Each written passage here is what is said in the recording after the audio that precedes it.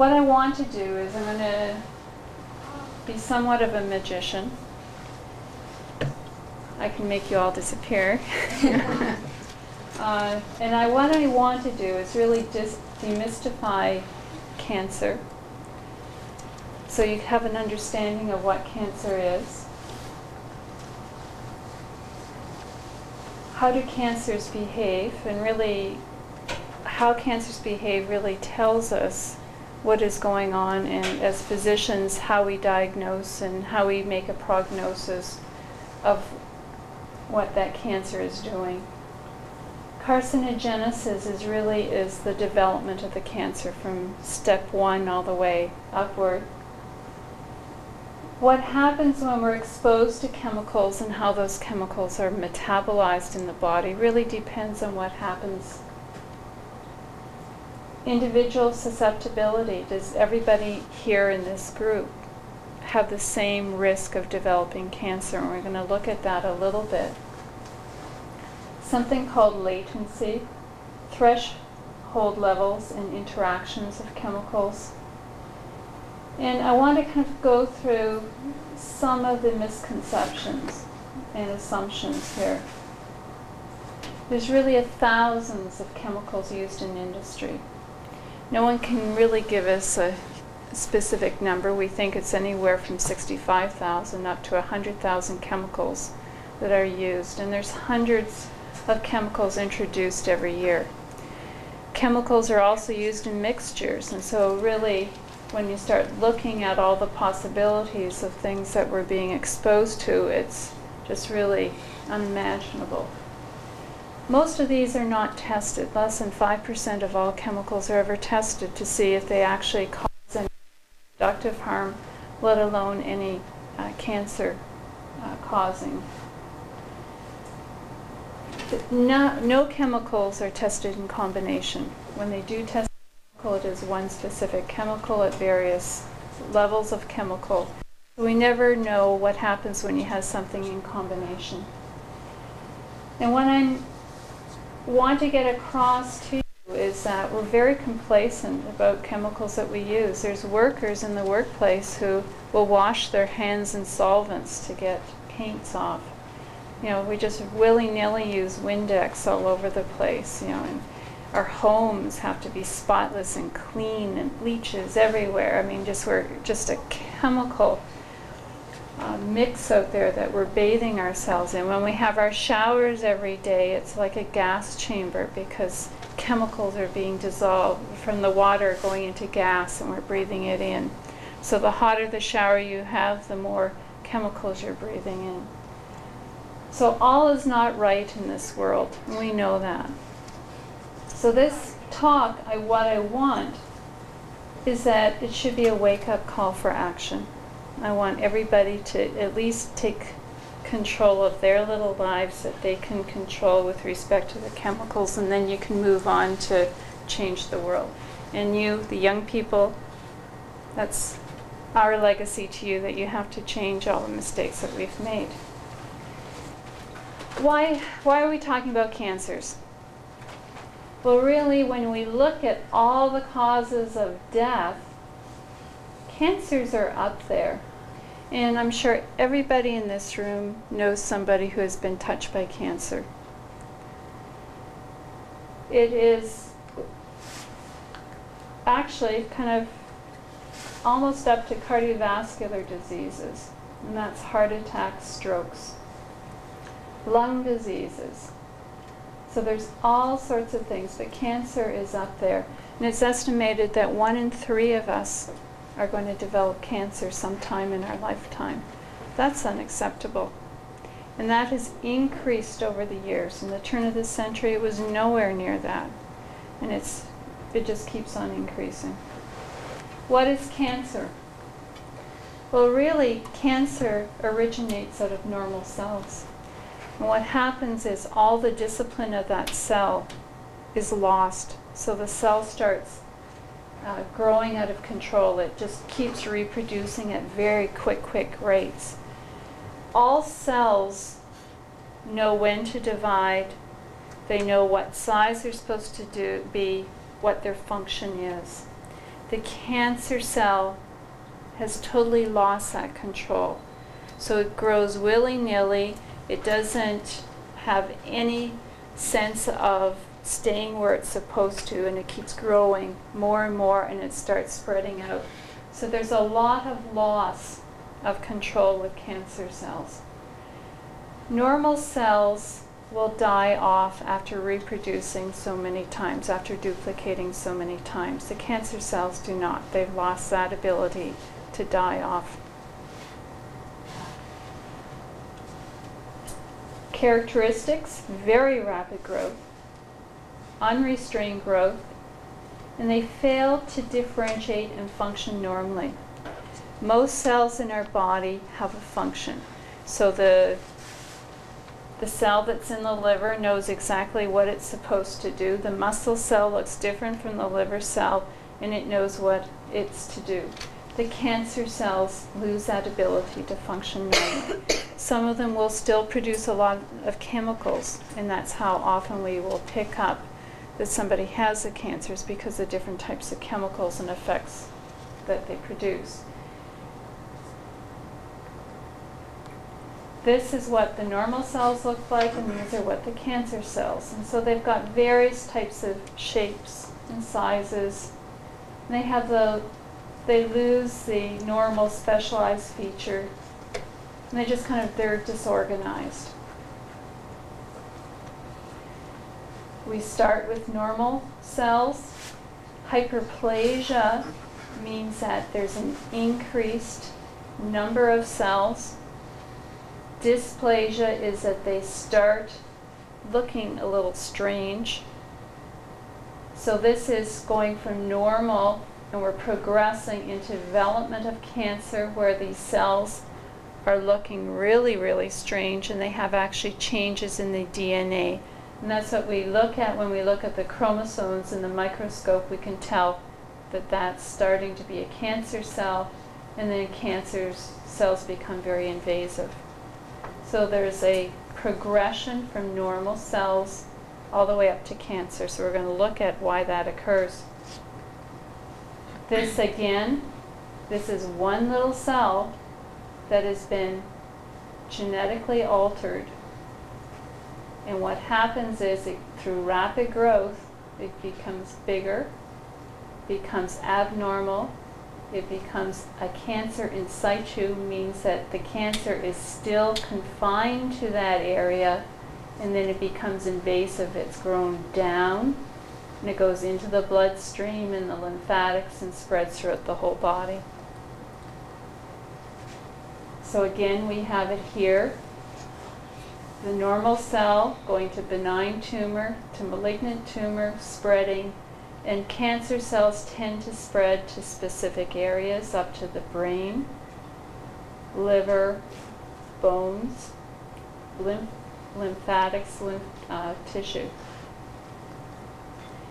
Now, when we look at cancers, we have different names for different types of cancers, and really there's, physicians tend to use all these medical terms, which most people don't understand. We have our own language, and there's a reason for that. So we can communicate with other physicians, and so most people don't understand what we say. But when we look at the types of cancer, so adenocarcinoma is a cancer that starts in the glands. Chondro is cancer that starts in the cartilage. Hemangio is blood vessel cancers. Lipo is fat. So people who have liposuction are getting suction of the fat tissues, or the fat cells. Myelo is bone marrow. So these are all the terms that we use for different types of cancers. These are some of the common cancer sites. Lung, we're seeing a lot of lung cancers, and with equality has come the increased incidence of lung cancer in women with smoking. So we're seeing a lot of lung cancer. Lung cancer actually has surpassed breast cancer as being a major cause of death in females. Breast cancer can occur in men as well as women. Testicular cancer is really a significant cancer of young men, and we're going to talk a little bit about that later. It's also interesting if you start looking at cancers in different parts of the world. It's not all the same. Australia, you can kind of understand why they've got a lot of skin cancer, because it tends to be warmer. Along the equator, you tend to see more skin cancers. But really, when you start looking, stomach cancer we now know is dietary in Japan. Lung cancer in the UK. Canada has higher rates of leukemia. In the US, colon cancer. So it's kind of throughout the world. What is a carcinogen? It's a substance that causes cancer, and there's many different substances, including different chemicals, physical, biological, such as viruses and bacteria. The physiological would be such things as radiation. What happens in cancer development? We now know it's a multi-stage. Throughout your lifetime, and even before you were born, and before you were a gleam in your parents' eyes, the environment has been affected by toxins. And so we know that, and I'm going to go through the different stages of life as to some of the things that we're assaulted with. But many times in our lives, we're in contact with different cancer-producing agents which produce changes. So something has to happen to the DNA in a cell which causes the initiation for cancer. We have repair genes that come in and try to fix them, and so sometimes that initiation may be delayed, may occur many different times. And then what happens is that promotion, there's many factors that we're associated with which promote it. We may have a genetic defect which increases our risk for cancer. And then what happens is we're exposed to many different chemicals at different times, tobacco smoke, or diet, or lack of exercise, all results in the cancer occurring. There are actually specific DNA fragments or genes which can produce cancer. There's something called tumor suppressor genes, and they are on the DNA, and they actually suppress cancer development. So certain chemicals and viruses can come in and actually affect that tumor suppression, so that's gone. The regulation is gone and the cancer develops. This is looking at DNA. And what happens is there is a mutation occur.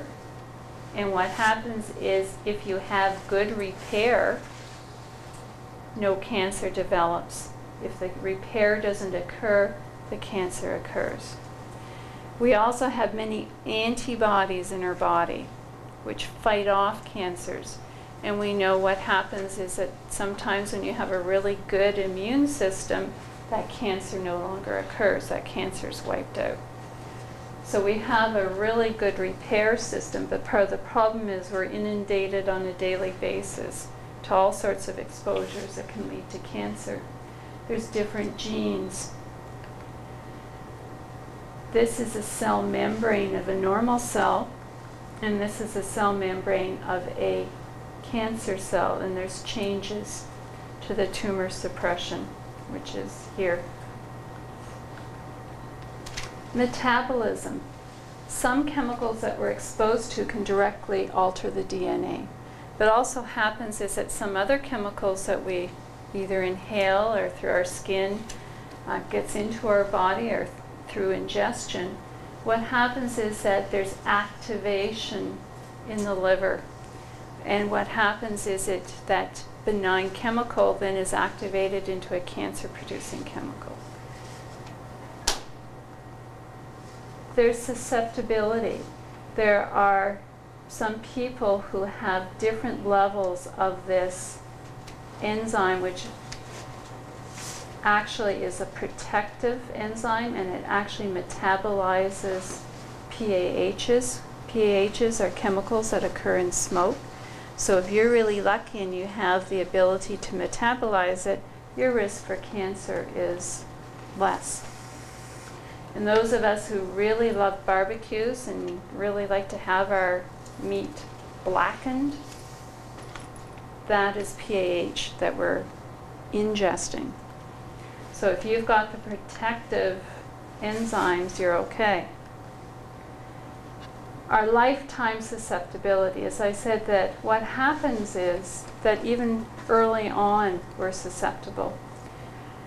Women are born with a number of eggs that they're going to have for the rest of their life. And any time at all, anything that's going to affect those eggs is going to affect you forever. Men, on the other hand, they change the sperm. Their sperm turnover rate is very quick. And it's actually only a couple of months that a sperm is around. So what happens is you're more susceptible at different times for sperm development. The egg. We now know that women who smoke get menopause 2 to 3 years earlier than women who do not smoke.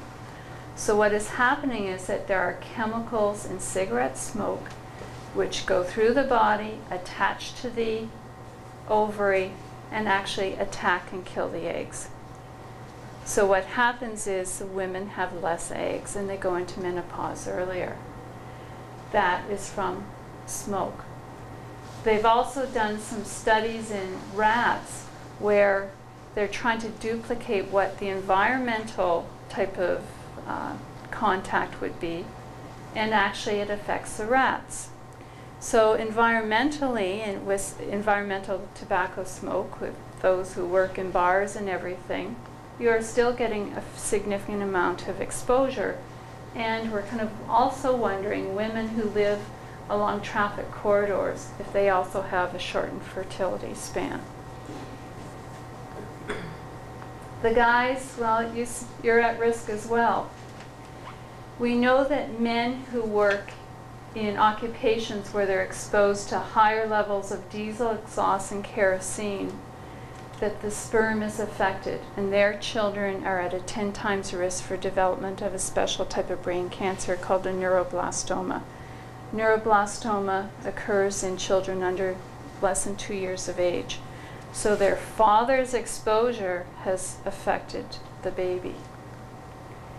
Implantation is when the egg and sperm have come together into a cell, and it's when it implants into the uterus.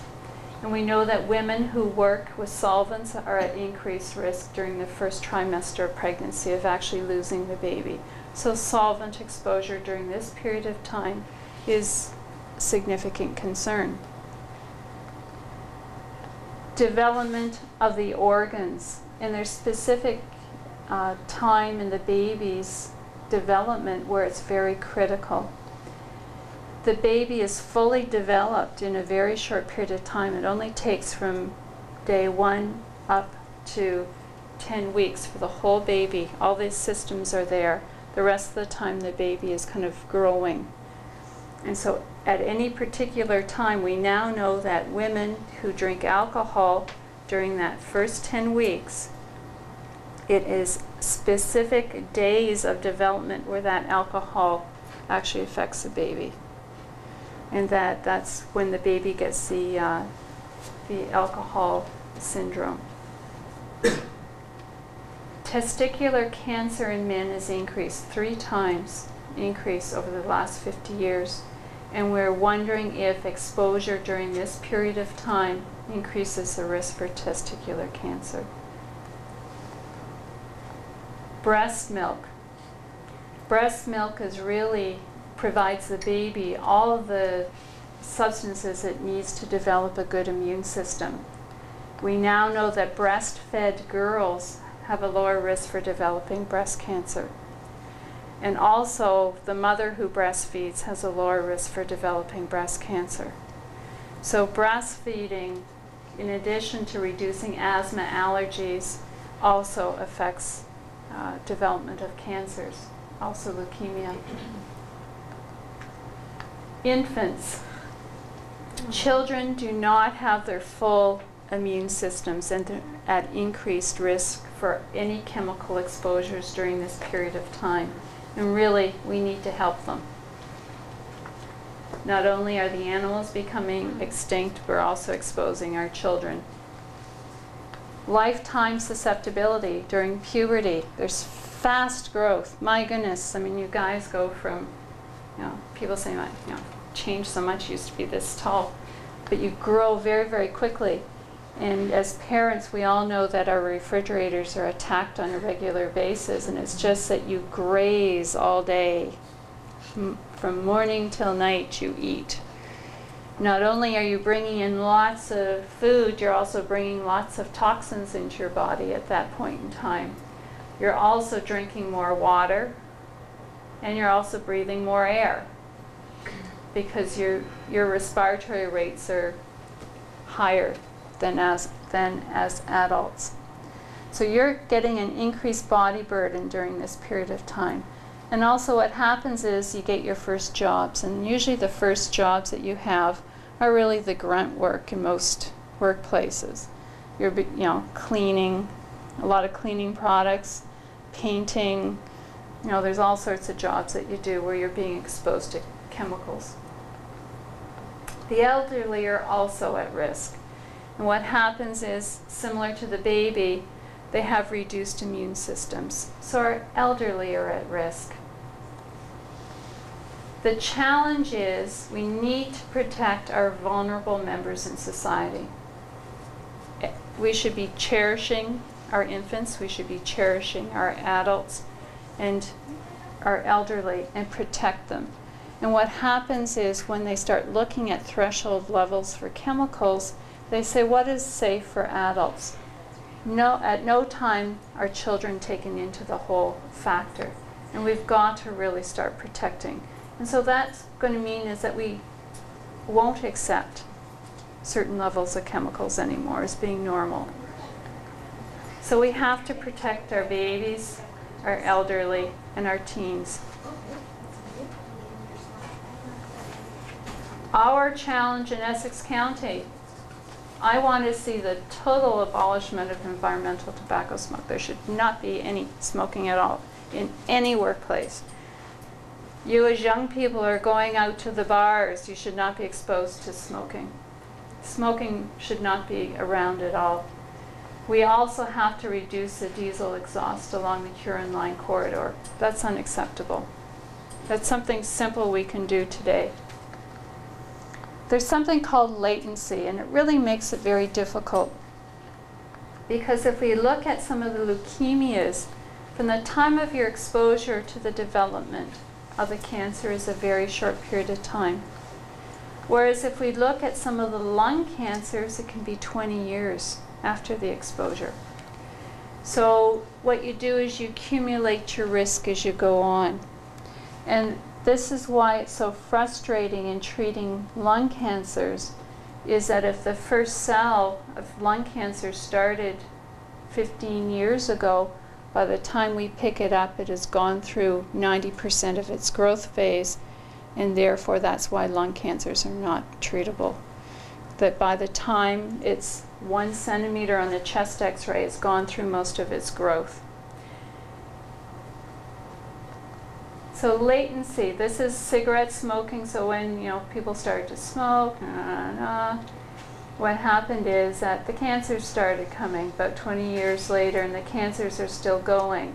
And this is males smoking. They figured it out. Women are still smoking, and so what's happening is that even if everybody stops smoking today, in 20 years we'll still have higher levels. Also, what happens is that if somebody stops smoking today, we say that their risk for development of cancer does not go down to 0 until 20 years later. And actually, it never entirely goes down to that of a non-smoker.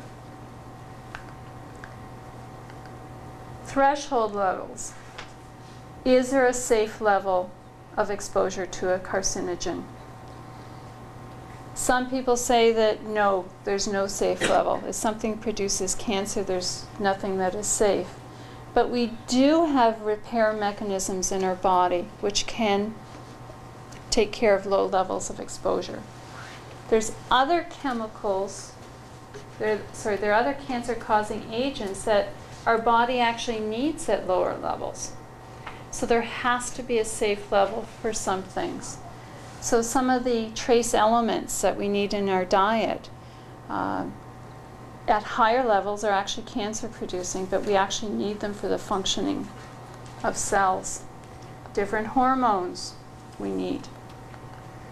There's also interaction of chemicals. And what happens is that when you get one or two chemicals or more in a mixture, some actually may enhance the development of cancer, and others may be antagonistic in that they're competing for similar sites on cells, and so you have less of the effect. The main thing for synergy, if you want to look at it, is really asbestos and smoking. The risk is 40 times increased if the person who is working with asbestos is a smoker of developing cancer. A number of things occur for testing and evaluation. We look at different studies, we look at animal studies, and we can actually check to see if something is a cancer-causing agent by looking at bacteria in human tissue cultures. And also we assume when a chemical comes out, if it's very similar to another one, that it's going to behave like that. So that is how the testing now occurs. There's regulatory bodies out there. IARC is the main one, and what they do is they actually group according to the risk of cancer production. So group 1, the agent is definitely by studies carcinogenic, such like arsenic, benzene, vinyl chlorides. There's sufficient human data out there to say it is. 2A, there's limited human, but there's enough animal research out there to say that these are cancer-producing agents. So we go down this way. At level 4, there's no evidence as yet. There's EPA, Environmental Protective Agency in the States, and they also do a classification. Cancer causes, heredity, and we can't do a heck of a lot about what genes our parents gave to us. We know chemicals, some chemicals can, radiation can, viruses. These are some of the viruses that can produce cancer. The one which is concerned here is the human papillomavirus, which can cause cervical cancer. So it's important to wear condoms. Hepatitis B virus is associated with the liver cancer. The other interesting thing is that this should be reduced as people get the immunizations for the hepatitis B. These are some of the cancer-causing chemicals in tobacco smoke. None of us would go on top of the Ford Foundry and inhale the smoke of the stack there. We're inhaling, those of you who smoke, similar types of chemicals on a regular basis, and they all produce cancer. Lung cancer risk increases with cigarette consumption. So non-smoker, all the way up. The more you smoke, the worse off you are. There's no acceptable level of smoke exposure. If you drink alcohol and cigarettes, the risk for cancer of the esophagus increases. Meat consumption and colon cancer in various countries. Canada's up here. These are some of the cancer-causing agents in the workplace, and we're going to go through some of these. Cancer risks again. And they're in the handout, so we don't need to. These are some of the established cancer-causing agents. These are the IARC Group 1 They're known cancer-causing agents that we work with.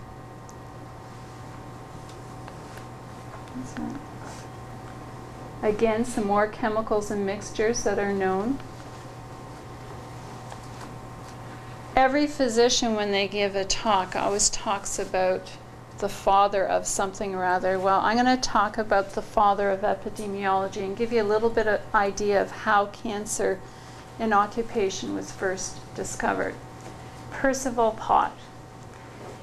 He was around in 1774, and what happened is the chimney sweeps.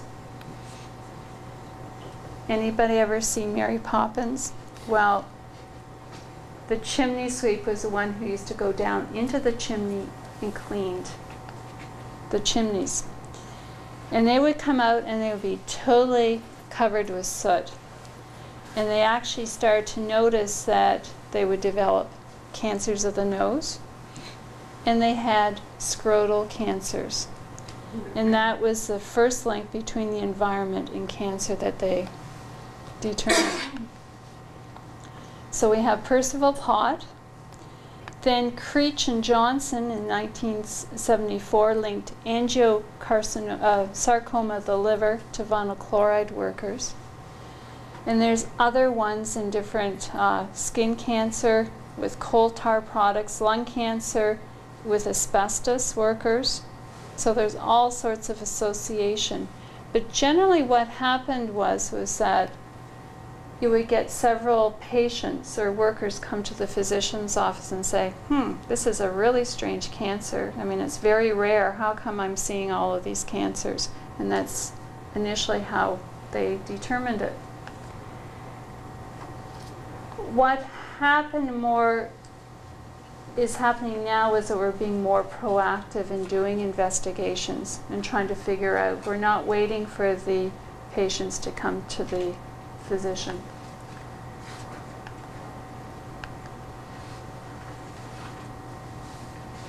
The concern is when you ask how many cancers are occupationally related, no one really knows. There's a number of percentages that are thrown out there, and it can be as high as 20%. And really in different communities it's probably higher depending on what your exposures are. The concern is if we have in Canada 121,000 new cases of cancer, and that's in 1994, it's higher now. During that same period of time, only 60 cancers claims were felt to be work-related. So we're missing a heck of a lot of cancers out there. These are some of the cancer-causing agents we know. Arsenic.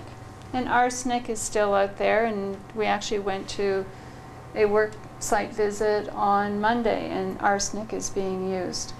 So the lung cancer risk is associated with drinking water, inhalation, and lung cancer risk is actually threefold in smelters where they're exposed. Asbestos, we definitely know. Asbestos is used as an insulator. It's a very high fire retardant, and the problem is the asbestos fibers are carcinogenic.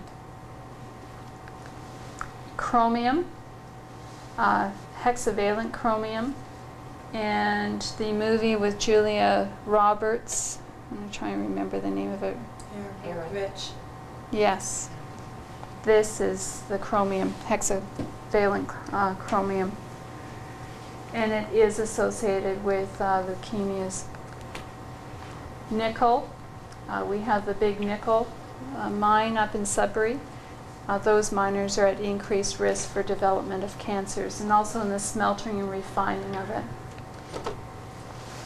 Polycyclic aromatic hydrocarbons, that's in soots, tars, and mineral oils. And our concern is with diesel exhaust and with your barbecues, you're being exposed to these chemicals on a regular basis. Radioactive gas, such as in radon, that comes up through our houses when we're being exposed to it. We're actually in a fairly low radon area risk here, but miners are exposed to it. Silica is present in the rocks, and so any industry where you're doing any quarrying, and that is done out in the county, masonry work, blasting, road construction are exposed to silica. In the foundries are exposed to silica.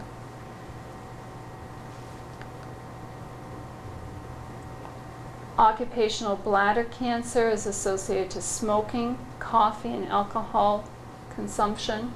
And there's occupational exposures, especially in the rubber industry.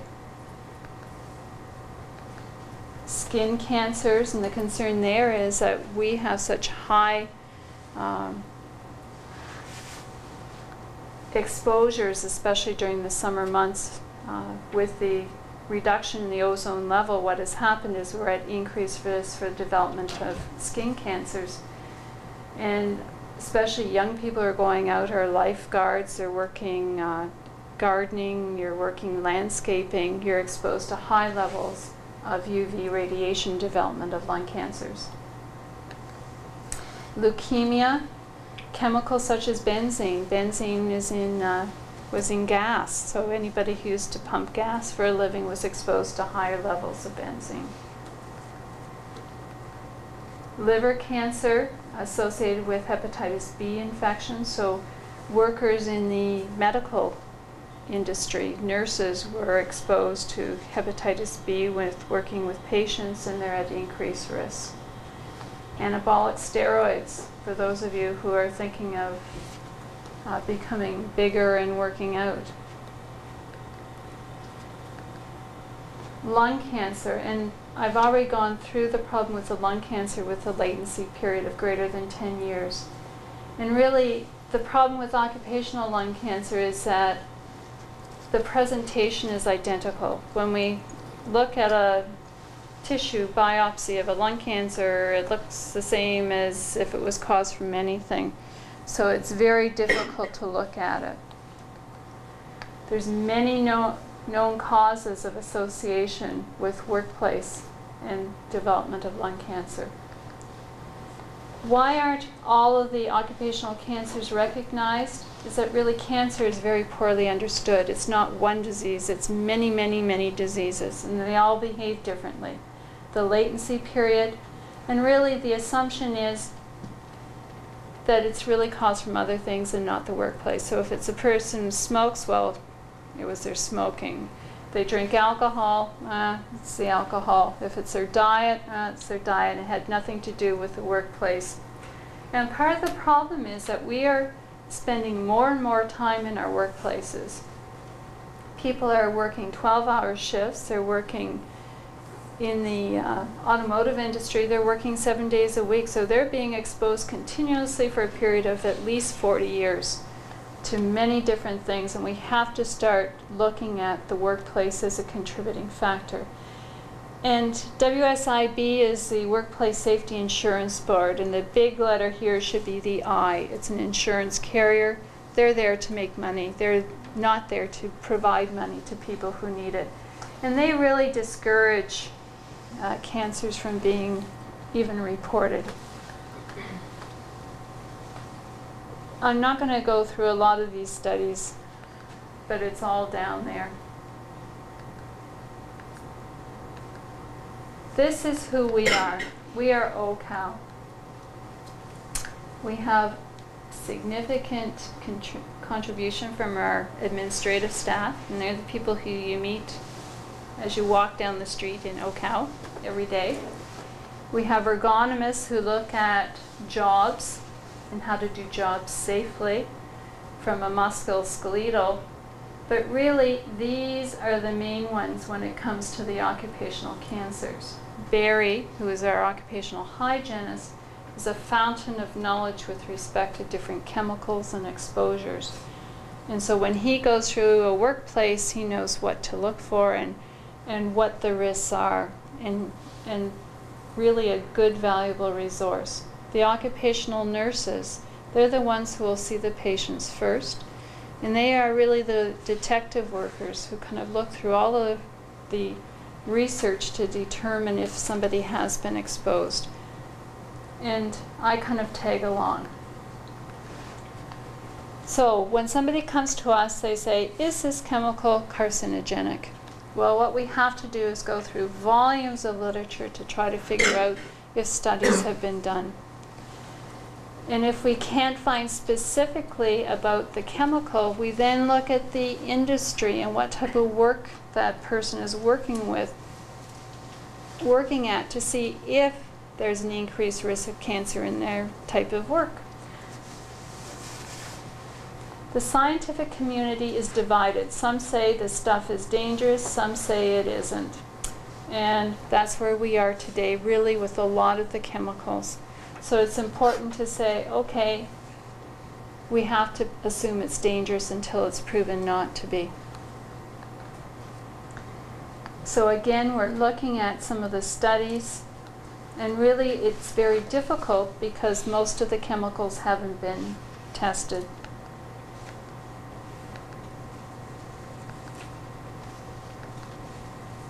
I'm exposed to a carcinogen, what should I do?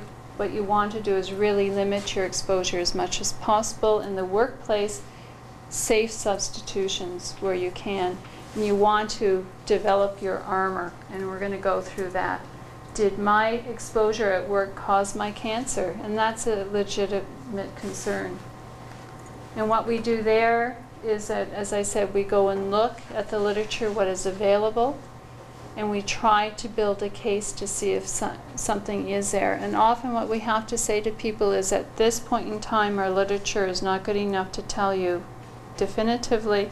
Maybe in a few years there's going to be more.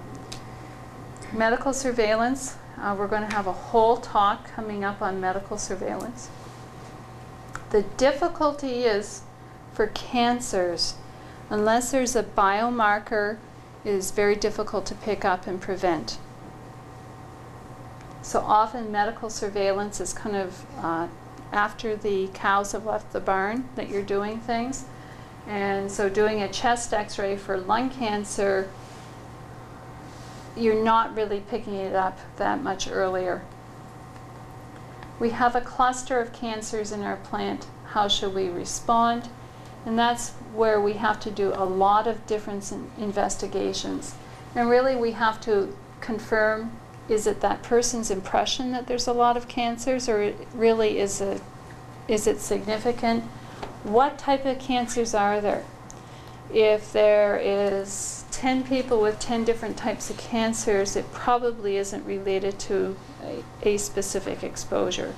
But if you have 10 people with the same type of cancer, if they all have a certain type of brain cancer, that's pretty significant, especially if it's a rare type of cancer. We review the occupational histories. Now, for the latency period, if we happen to find that most of the employees have only worked there 6 months, it likely isn't that specific workplace, because it takes time for cancers to develop. And that's where the occupational hygienist comes in and really looks at a lot of the exposures. This is you. We want to develop a suit of armor or provide an umbrella so a lot of these cancer-causing agents kind of slide off of you. Cancer prevention. Eat a healthy diet. Stop smoking. Limit sun exposure. Monitor estrogen replacement treatments. Limit exposure to radiation, so don't go out in the sun too much. Limit exposure to industrial agents. We're going to look at that. Engage in physical activity and practice early detection measures. So that all of this reduces your risk for cancer. You can control a lot of these. This one is difficult to control. A lot of this is common sense. We know that there are certain foods, if we eat regularly, reduce our risk for cancer. So all the bright colored vegetables are good for you, and you should have 5 different colors of vegetables a day. Different colors. Very simple. 5 different. So you have a green, and you have an orange, and you have a red, and whatever. Really simple. Some studies show that green and black tea reduce your risk. Low alcohol consumption. So really, that helps build our armor. Stop smoking. Get away from cigarette smoke also affects it. Avoid excessive skin exposure, and as we're getting into the nice summer months, remember that you have to put sunblock on at least 30 minutes beforehand. You just don't go out and put it on, and you have to replenish it. Wear hats. Monitoring the amount of estrogen that we're taking in, radiation exposure, and chemical hazards, and we're going to go through some of that. What can you do? If you're at high risk, if there's a really high family history of certain cancers, you should be screened regularly and early. An ounce of prevention is worth a pound of cure. 60–80% of cancers are preventable. Okay, and occupationally we're dealing with the rest. 50% of cancers are curable through positive lifestyle and early detection. So if you pick it up earlier, hopefully we can treat it faster. Primary prevention in workplace exposures, MSDS sheets. Every chemical has to have a safety data sheet. Whether it's accurate or not is questionable. We look at different ways of controlling the exposure. If you can substitute, all the best. A specific chemical you're working with or a process, if you can substitute it, get it out of there. What you do is you put ventilation in. What you do is you put that, enclose that process so the worker is not exposed. And last but not least is really personal protective equipment. You don't want somebody having to go around in a full suit, air supply all day, unless there's no other way of getting that chemical out of the exposure. So workers who work in the level 4 labs and are exposed to different types of viruses and bacteria, the only way that they can be protected is by doing this. People working with radiation, that is the only way that you can protect them. So there are some jobs you cannot control for, and this is the last resort. Medical screening for cancers, as I said, is really very poor because we don't know when that first hit occurs. Tertiary prevention is really looking at a lot of the studies, recognizing clusters, working back, trying to figure out what they're exposed to, and then doing something for it. And really, if there's any question, I would put in a WSIB claim, because the more that they get, the more the recognition is going to occur. And we've already gone through this. And that is the end.